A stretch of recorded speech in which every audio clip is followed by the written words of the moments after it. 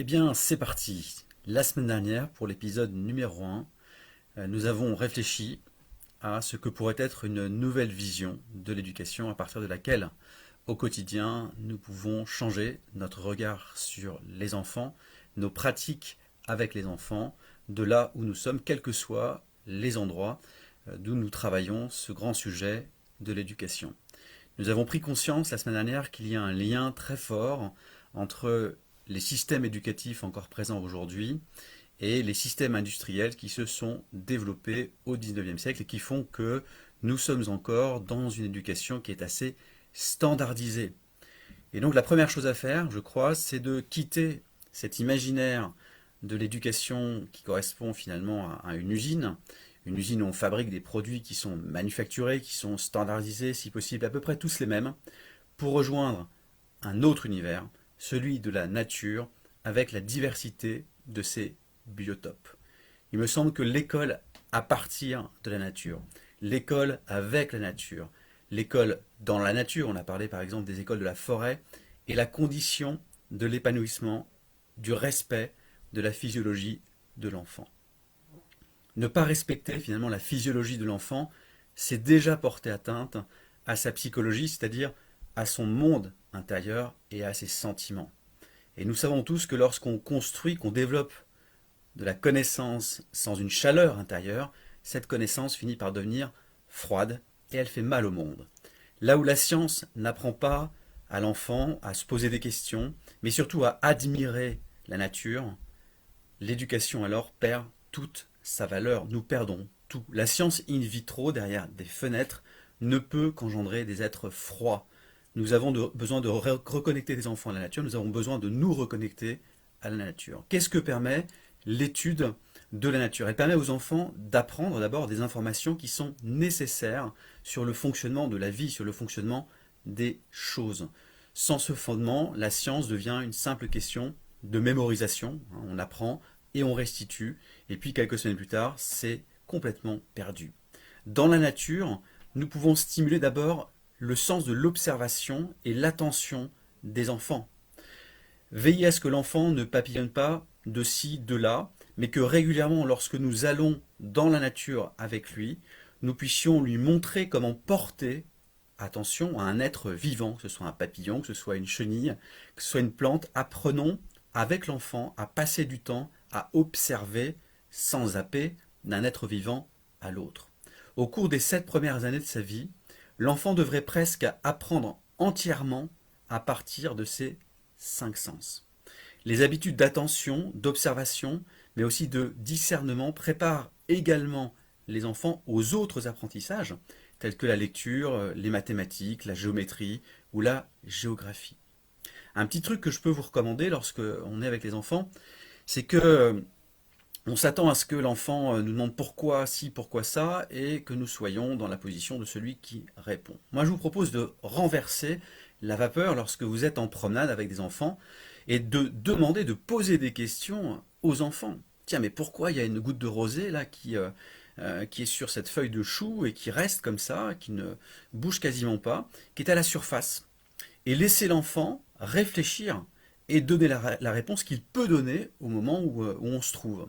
Renverser la vapeur, laisser l'enfant répondre à des questions que vous proposez. Et chaque promenade peut offrir ces occasions de questionnement et c'est ainsi que nous créons des conditions qui vont permettre à l'enfant d'apprendre à réfléchir, apprendre à penser. Préparer les enfants pour demain, c'est leur permettre d'apprendre à penser par eux-mêmes, de comprendre la raison des choses. Et chaque jour de sa vie, chaque jour de notre vie, nous pouvons nous questionner sur le monde qui nous environne. Et l'important, c'est pas tout de suite d'avoir la bonne réponse, mais c'est de faire ce chemin de questionnement qui nous permet de mieux comprendre la vie et les différents sens qu'elle nous propose de vivre. L'exploration de la nature permet donc aux enfants de prendre l'habitude de l'observation et de la précision du regard. D'apprendre aussi davantage de choses sur les lois et l'ordre, parler d'éducation cosmique, l'ordre de notre monde, ce qui fonctionne dans notre monde. Mais c'est aussi l'occasion d'apprendre l'art de poser des questions et de communiquer à la fois sur les questions, sur les idées, et puis sur des amorces de réponses, autrement dit, d'apprendre à penser. Nous le savons aussi, la nature est un antidote à nos vies stressantes. Chaque heure passée en plein air est un gain évident qui tend à l'augmentation de la puissance cérébrale, de la puissance physiologique, mais aussi de la vigueur corporelle, et tout ceci contribue à l'allongement finalement de notre vie, à augmenter la qualité de nos vies. Nous ne pouvons pas sauver les enfants des moments difficiles auxquels ils seront inévitablement confrontés dans l'avenir. Mais nous pouvons leur permettre de remplir leur mémoire, leur enfance, de belles images qui leur permettront, le moment venu, de trouver la paix et l'harmonie. Avec les enfants, l'éducation, ça consiste avant tout à explorer le monde du vivant. Ce qui nous amène en termes de vision à quitter l'éducation industrielle et la quitter vraiment pour rejoindre l'éducation biologique, une éducation qui est organique. Nous avons vu à quel point l'éducation industrielle pose un problème de fond, car il est impossible que tous les individus rentrent dans le même moule sur le plan humain, sur le plan du vivant. On ne peut pas mettre en réussite les enfants si on ne s'appuie pas sur leurs talents et sur leur centre d'intérêt. Nous le savons, il n'existe pas deux individus semblables. Débattre infiniment sur des programmes élaborés de sorte à offrir un standard, ça correspond simplement à croire qu'il est possible d'offrir un programme unique à un enfant qui finalement n'est qu'imaginaire, parce que cet enfant-là, standardisé, l'enfant moyen, autour de nous, il n'existe pas. Il y a Jeanne, il y a Thérèse, il y a Pierre, il y a Paul, mais l'enfant standard, lui, il n'existe pas. C'est la raison pour laquelle il est fondamental d'offrir des lieux dans lesquels les enfants vont explorer, expérimenter, chacun pouvant le faire avec leurs modalités, avec ses modalités propres. Souvenez-vous comment Freinet a stimulé l'apprentissage de l'écriture et de la lecture chez les enfants en leur permettant de travailler avec une imprimerie.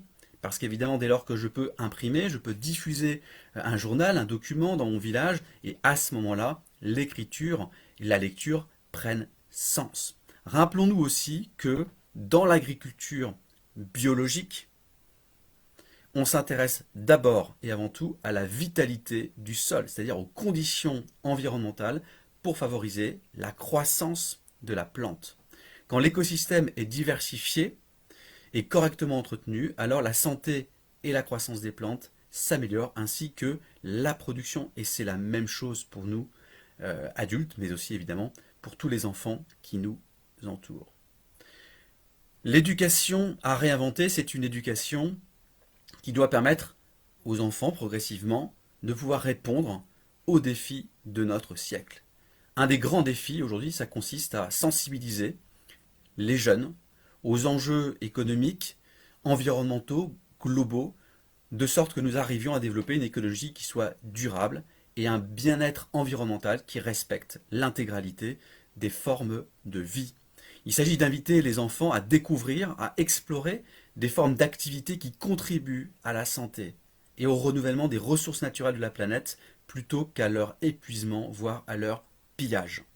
Pour cela, l'école doit s'appuyer sur l'incroyable diversité des talents et des centres d'intérêt, mais aussi encourager les partenariats avec le monde du travail pour faire connaître aux jeunes, notamment aux adolescents, les divers milieux professionnels, et ainsi amener les jeunes à développer leur créativité, la pensée critique, la capacité à résoudre des problèmes, la capacité à communiquer, à collaborer, à prendre des initiatives, à se montrer autonomes.